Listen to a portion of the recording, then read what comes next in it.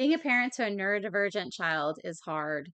You have to make decisions that you never thought you would have to make. One of those decisions, which can be a hot button topic, is whether to medicate your child or not. So let's delve into that today. Raising neurodivergent kids is messy, beautiful, and a lot.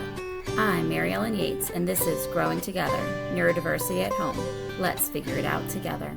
Okay, let's get started. So I knew from the age of at least 2 with my oldest son that he likely had ADHD. There were a lot of signs, and you can watch my video about some of the signs that he's neurodivergent. But let's talk about medication. It wasn't something I considered until about second grade age, which is about 7 years old. So, something to know about me is I tend to be on the crunchier side, which means I tend to look for holistic options before I go to medication. Yet, I was a pediatric nurse for quite a few years before I had my first son. And with that, I'm also grateful to be in this day and age where we have a lot of advancements and we have medications and we have technology that are great resources for our kids as well. With that being said, hadn't decided to test my son until I started noticing that he had some learning difficulties. So it was around first grade. We were living in Germany at the time as civilians, which means that my husband worked for the army, but he was not a military member. We mostly used the resources on the German economy. But with this case, I contacted the local American school since we qualified for it that was on base. And it would be like the equivalent of maybe a public school in the States. So I contacted the school liaison who recommended that I contact the school to ask for testing. So I asked for testing with the school. And with that came a whole process. We first saw a school counselor who suggested that he had ADHD. And then we were referred to the school psychologist. And she also agreed with the ADHD diagnosis, among other things. And my son also did get his testing done, and it showed that he did have some learning differences. But those are for a different video. So when I was first meeting with the school psychologist, she said if he's already having a hard time, and then you're adding on that it's hard for him to pay attention, it's going to be really hard for him to learn his foundational skills. And I do think that was good advice because she was right. He had gotten so far behind. And I know in homeschooling communities, we don't like to say behind, but he was at a different level than a lot of his peers, even other peers that I knew that also had dyslexia, because he just couldn't focus. And it took so much energy for us to get a little bit. He had very short lessons because that's all he could tolerate, but it really wasn't enough to keep progressing. So I decided to take that advice and to try medication. So we went to the psychiatry clinic on base, and they wrote for a small dose of Ritalin and that we could increase it. So he started that. As a pediatric ICU nurse, I was not a psych nurse. And so I was not as comfortable with the side effects and what is normal, what's not normal with psych meds. He was on these meds, he was crying a lot, he was moody, he was more irritable. Then a few days after he had started them, he had his first appointment with the school psychologist. And she said that he got really mad at her for asking him to pick a toy out of the toy box at the end of the session. And she said that had never happened to her before. And she said to stop the medication immediately. He was having a major mood disturbance. And so we stopped it.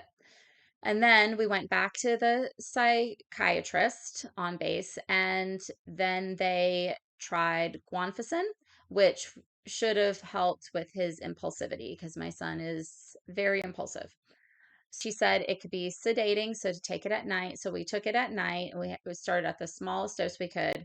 And in the morning, he had a trunk rash all over his body, abdominal pain, and it was hard to keep him awake. He could wake up, but it was hard to keep him awake, and he would find any opportunity to go back to sleep.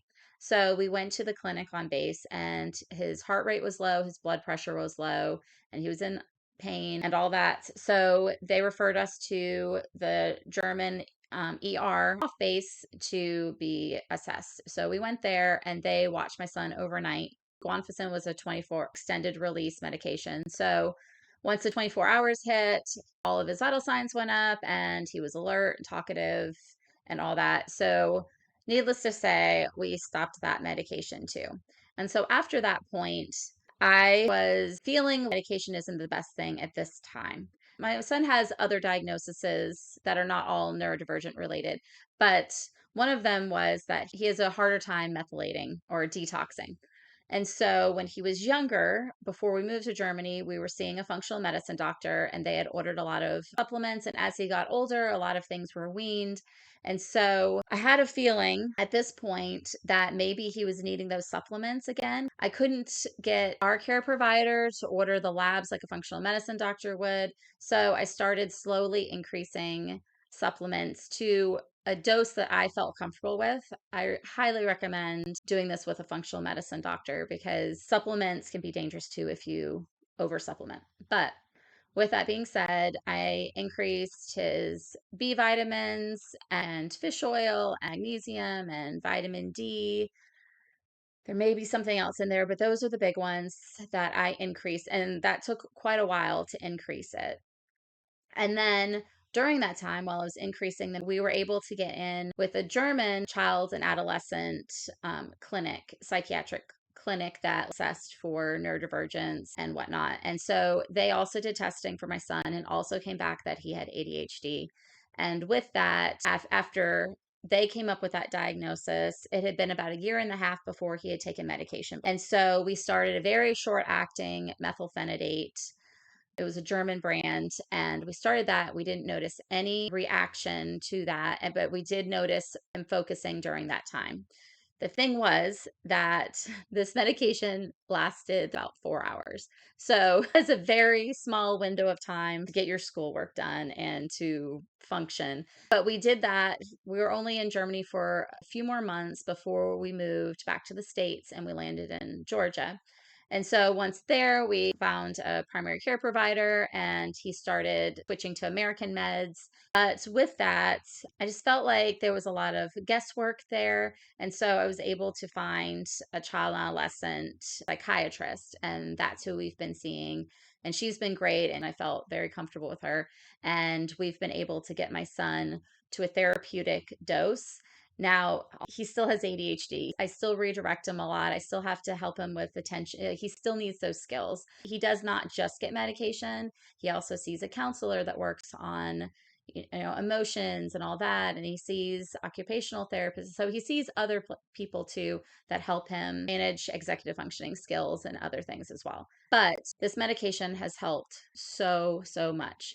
This past year he went up 2 math grades, and he also improved a lot in his language arts. I've seen a huge growth this year with him being able to take the medication and to focus. So I do think that school psychologist in the beginning was right that he needed that for those foundational skills, and he really just needs it to function and thrive. He was not thriving, and we're still working on getting everyone in a good place in our family. But I do have to say, even though she was right at the beginning, it wasn't the right time for him. I had to do other things to get his body ready to accept those medications. A lot of people are it's one size fits all. Everyone should be medicated. But there might be other things going on, or other people might think, oh, they shouldn't be medicated. So my feeling is you need to look at the whole picture, the whole person. And so that includes supplements for us and medication for us. And it has helped so much. There was a lot of other things going on mood wise, and he's so much happier.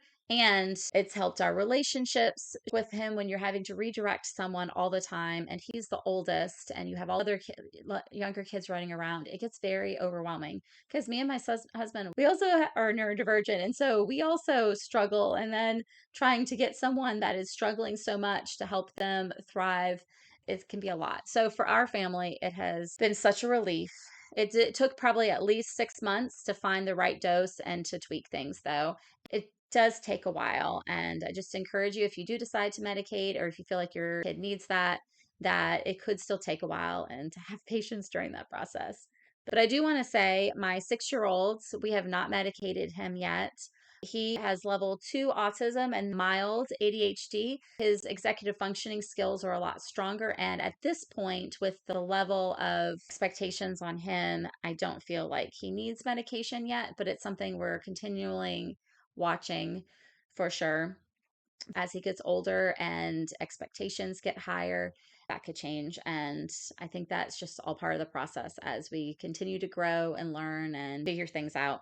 So that is our journey with medication. I would love to hear your kid's journey or your journey in the comments. What worked, what hasn't worked. And yeah, I look forward to hearing from you soon. Bye.